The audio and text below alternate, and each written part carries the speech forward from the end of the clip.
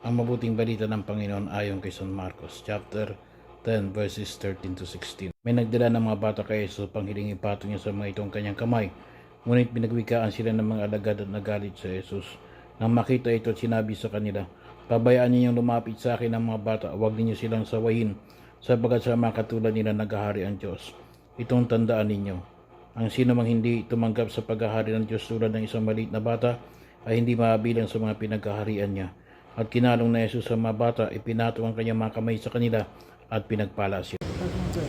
Pero Marcos, binibigyan kita sa ngalan ng Ama, ng Anak, at ng Espiritu Santo.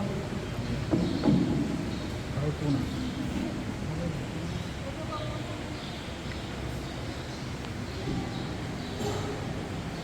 Ngayon naganap na ng Diyos Ama ng ating Panginoon ng pagsilang sa tubig ng Espiritu Santo. Ang pagkapayos ng langit ay nagpapakilala ng pagligo ng Espiritu Santo sa mga pagsilang sa Kanya. Panimat ng lawang bata ng Diyos sa mga Kristo Mahari, at propeta na nagpasawalang hanggang. Ang damit ng binyag.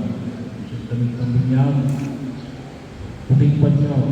Ang damit ng binyag ay tanda ng muling pagsilang kay Kristo sa kilang karangan ng mga anak ng Diyos.